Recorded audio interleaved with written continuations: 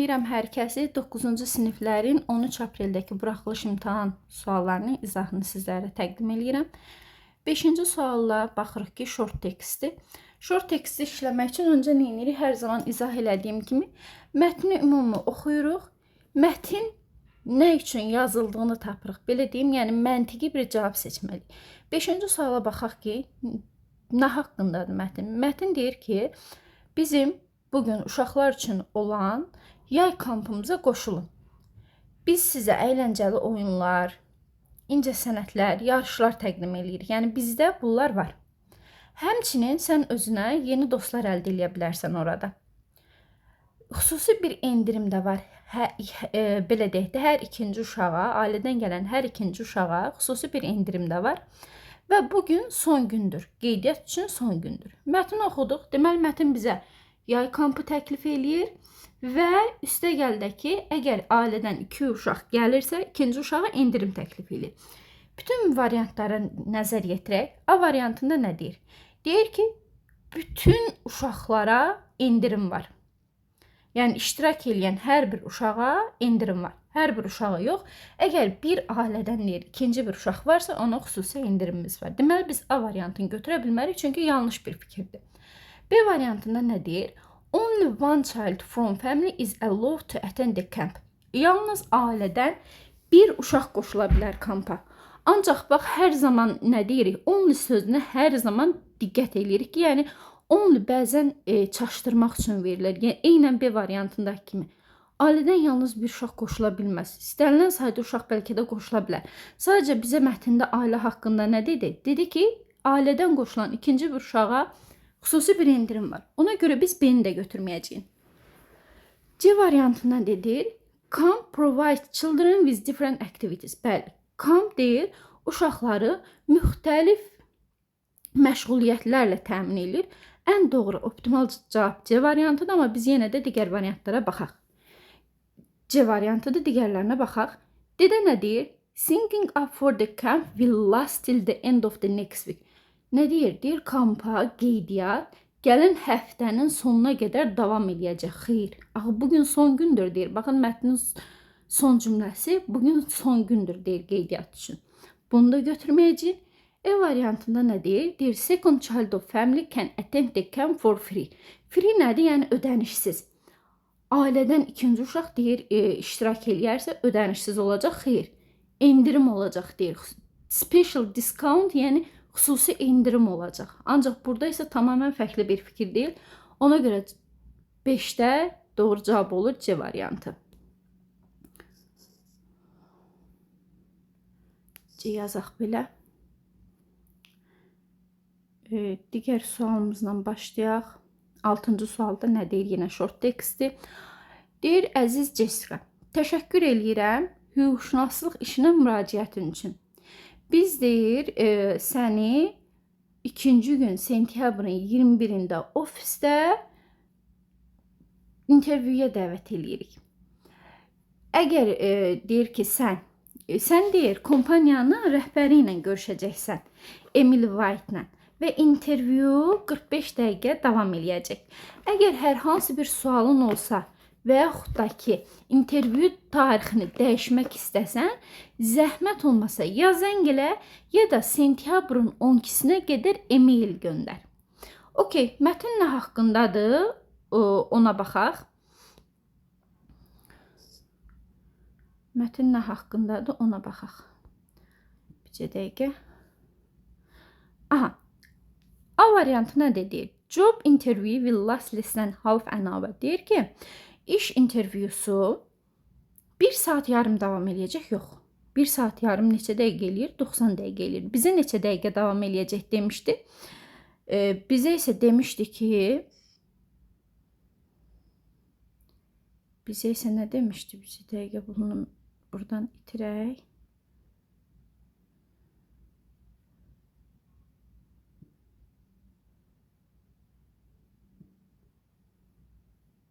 Bizə isə demişdi ki, intervyu 45 dəqiqə davam edəcək. Baxın, görürsünüz, burada 45 dəqiqə deyir. 1 saat yarım neçə dəqiqə eləyir? 90 dəqiqə. Deməli, A variantını götürməyəcəyik.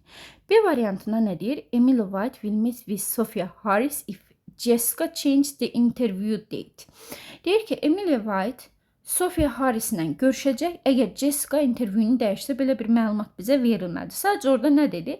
Dedi ki, işte əgər sən intervyu vaxtını dəyişmək istəsən, hər hansı bir sualın olsa, ya zəng elə, ya da sentyabrın 12-sinə qədər geri dönüş elə. Bunu da götürməyəcəyin. C variantında deyir ki, Jessica applied for the job as a head of the company. Jessica deyir, müraciət edir kompaniyanın rəhbəri üçün olan işə. Yox, nə üçün müraciət edir? Baxın, lawyer, hüquqşünas üçün müraciət edir HR-ə. Bunu da götürməyəcəyin. Dede deyir ki, if Jessica has any question, she will not be able to phone or email HR assistant. Əgər deyir Emilia'nın istənilən bir sualı olsa, o nə zəng eləyə bilər HR köməkçisinə, nə də email göndərə bilər. Yox, axı o dedi, sentyabrın 12-sinə qədər geri dönüş eləyə bilərsən. E variantına baxırıq. Jessica is invited to interview on September 21st. Bəli, Jessica sentyabrın 21-i intervyuya dəvət edir. Ən gözəl və optimal cavab E variantıdır. 7-ci sualda deyir, Hi Jane, you are invited to my birthday party. It will be on Saturday at 3 p.m. at my house. Salam Jane, sən mənim ad günü şənliyimə dəvət olunursan, ad günüsü 6-cı gün saat 3-dədir evində.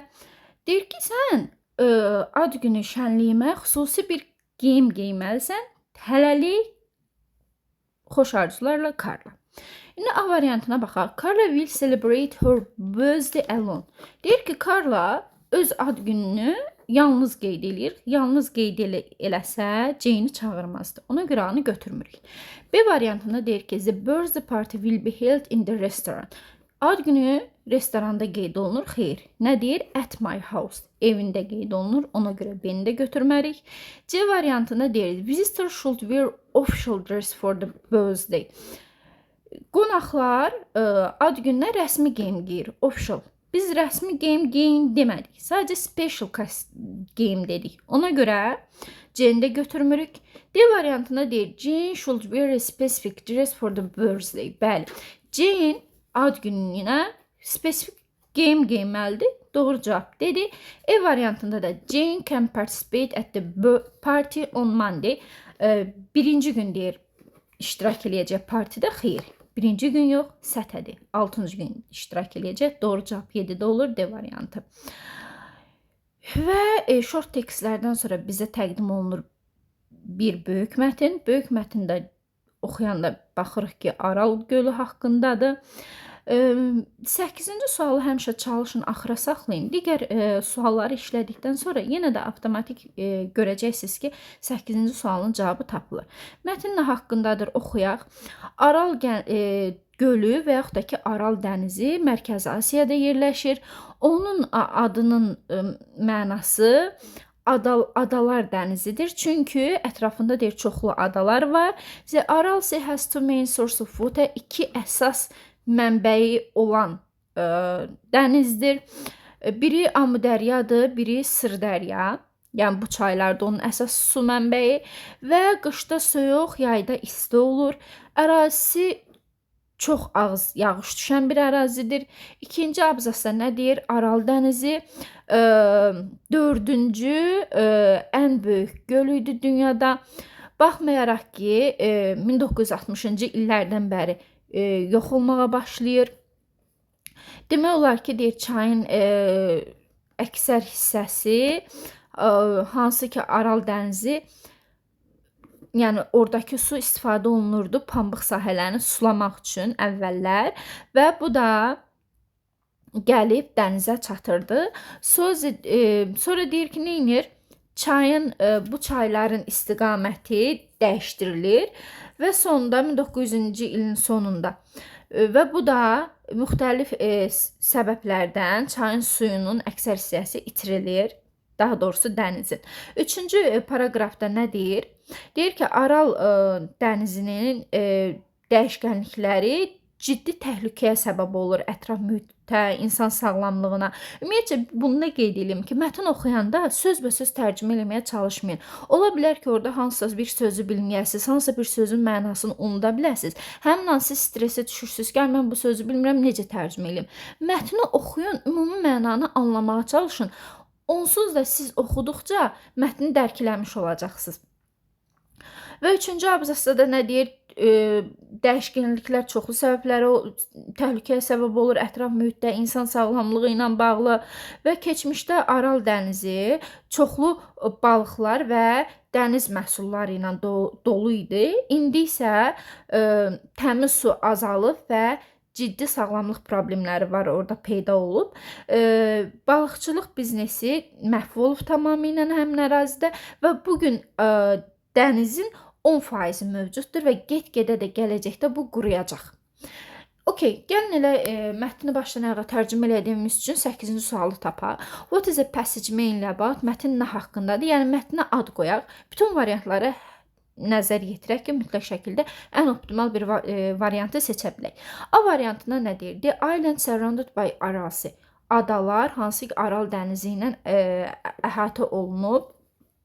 Biz adalar haqqında heç bir məlumat danışmadıq.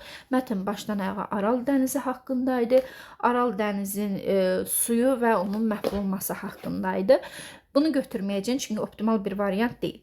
B variantı fish and other sea products. Balıq və başqa dəniz məhsulları. Heç bir balığın nə adını çəkdik, nə də dəniz məhsulları haqqında danışdıq. Mətndə sadəcə bir yerdə cüzi adı çəkilmiş bir şey mətnə ad qoya bilmərik. C variantına nə deyir? Dəniz hansı ki yox olma təhlükəsindədir. Bəli, bu hansı dəniz idi? Aral dənizi və yaxud da ki Aral gölü ən optimal variant deyil. C variantıdır, çünki mətn başdan ayağa Aral dənizi haqqındaydı. D variantında Aral dənizinin iqlimidir. İqlim haqqında heç bir yerdə məlumat vermədik, götürməyəcəyik. E variantında isə pambıq sahələrinin çaylarla sulanması deməkdir. Biz isə bunu da mətnə ad götürə bilmərik. Doğru cavab 8 deyilir, D variantı. 9-cu sualda nədir? Düzgün, yox, false statement, səhv fikri tapırıq. Şərti oxuyanda həmişə fikir verin. True mu deyir, false mu deyir, correct mi, incorrect mi deyir və yaxud da bəzən qrammatik qaydalarda ən çox ola bilir modal feillərdə. Məsəl üçün, ya salırlar ki, choose the correct variant və yaxud da ki, choose the correct modal verbs. Bunlara fikir verin. Əgər sizdə choose the correct, misal üçün deyirəm, düzü mətn adiyyatı yoxdur, yenə də fikrimə gəldikcə izah eləmək istəyirəm ki, imtahan qabağı sizə kömək olsun. Choose the correct variant deyirsə, siz düzgün cümlələrin hər birini seçin. Misal üçün, amma choose the correct modal verbs deyirsə, modal feil hardadırsa həmin cümləni seçin. Götürüb düzgün cümləni düzgün variant kimi yazmayın. Şərt çox önəmlidir. İndi baxın, burada da səhv fikri seçin deyir. A variantına nə deyir? Bugün Aral dənizi dünyanın ən geniş göllərindən biridir. Xeyr, əvvəllər elə idi. Bugün isə artıq sadəcə 10% mövcuddur. Ona görə səhv fikri deyir, səhv də A variantıdır. Yenə də digər variantlara baxaq. B variantına da deyir, name of Aral Sea is connected with islands. Bəli, adalarla bağlı idi Aral dənizinin adı. C variantında very little rain falls on the Aral Sea. Çox az yağış düşür, bəli ora. Bu da doğrudur. D variantında zira a lot of island in the Aral Sea. Çoxlu adalar var Aral dənizində. Bu da düzdür. E variantında isə Aral Sea started to disappear in the second half of the 20th century. Bəli, 1960-cı il 20-ci əsrin ikinci yarısı deməkdir.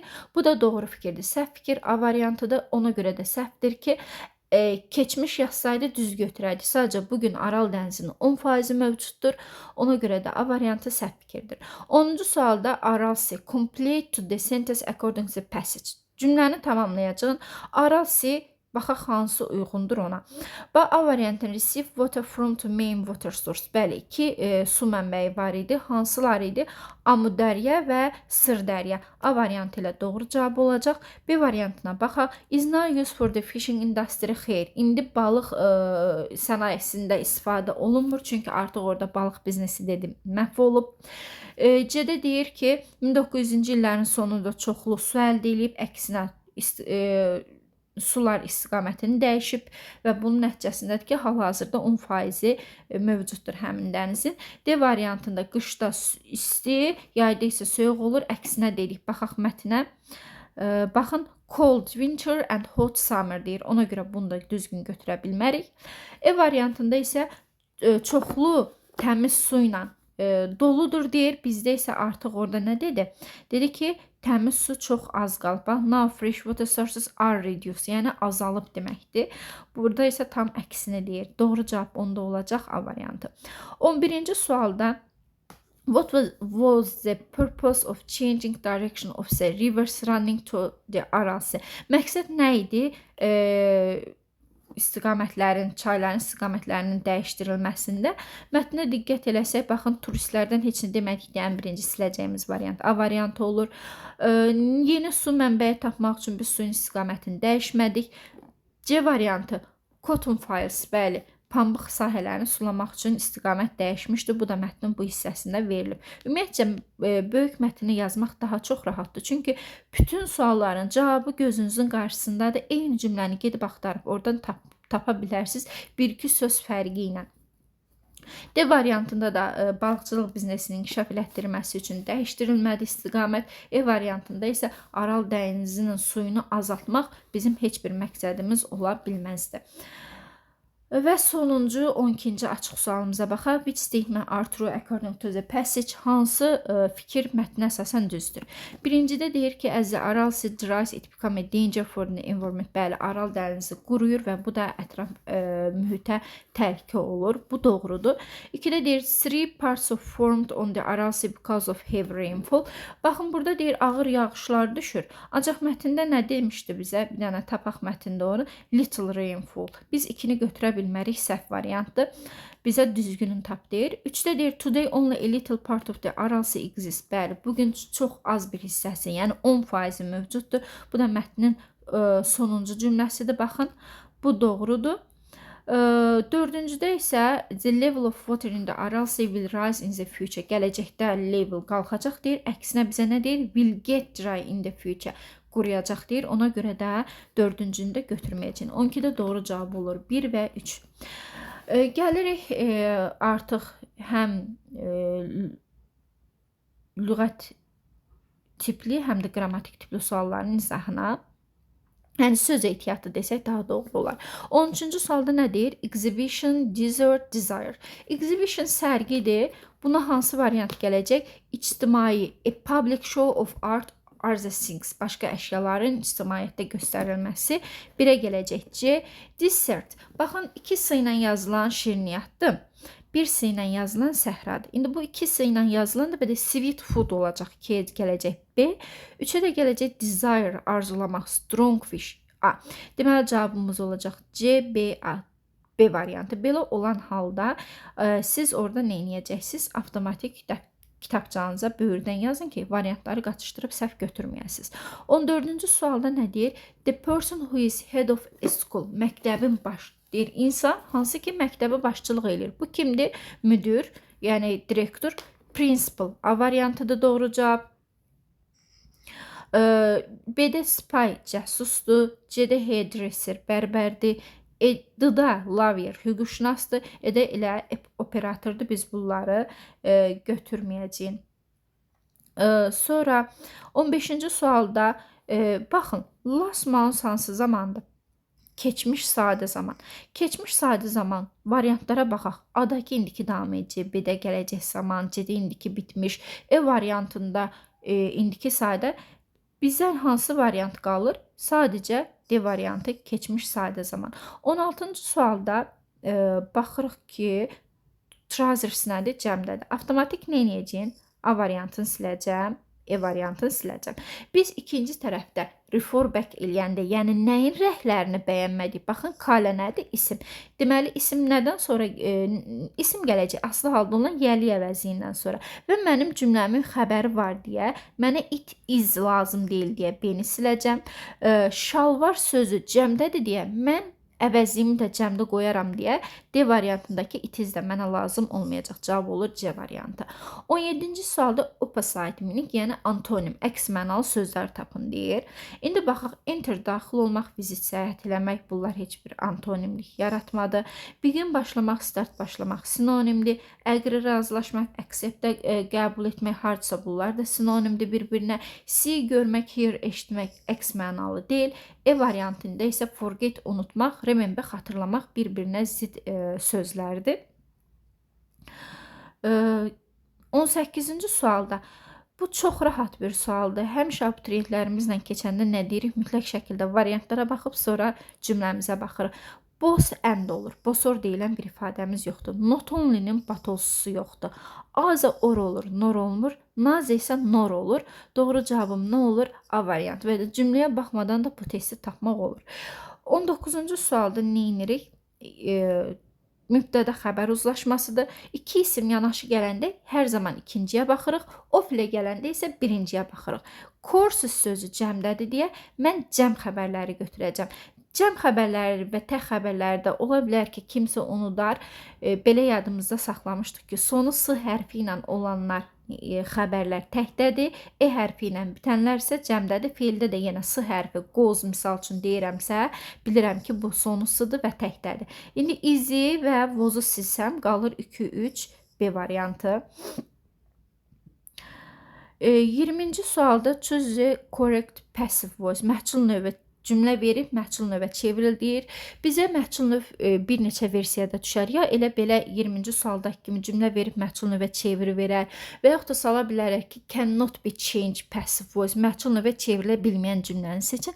Hansı cümlə məhsul növə çevrilə bilməzdir? Tamamlığı olmayan cümlə məhsul növə çevrilə bilməzdir. Biz məhsul növü tapmaq üçün nə edirdik? Tamamlığı tapırdıq. Cümlədə mübtədanı ya silirdik ümumiyyətcə və yaxud da ki, baydan sonra verirdik. Tamamlığı mübtədam şəxs əvəzliyi idisə, baydan sonra keçirdi, obyekt əvəzliyi olurdu.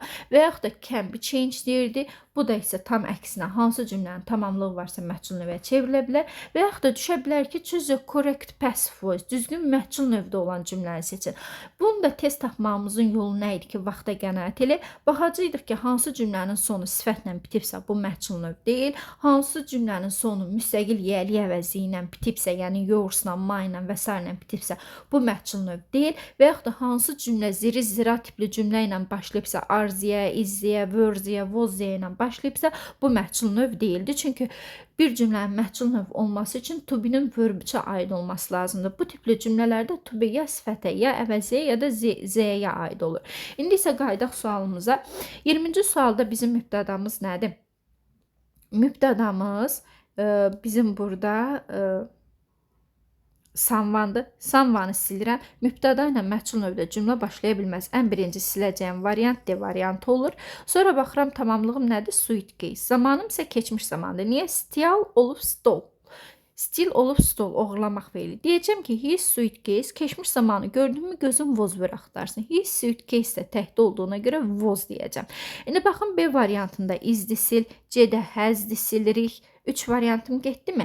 Və to be ilə bin işlənməz məhsul növdə. Bin nə zaman işlənər? Have-də, has-də, had-də.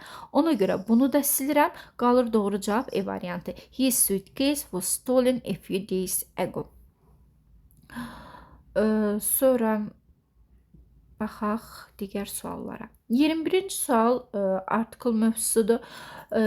Mən görüşdüm. Baxın, Salə bilən təqsim heç vaxt tək gəlməz. Hər hansı bir dostu ilə görüşüb tək gəlməz deyə ən birinci C-ni siləcəm. Street sözü. Dedik ki, əgər küçənin yanında ad olsa, biz ora Z qoymuruq. Amma küçənin özü adsız gəlibsə Z ilə işlənəcək. Ona görə A-nı da, B-ni də, N-i də silsək, doğru cavab olur D variantı.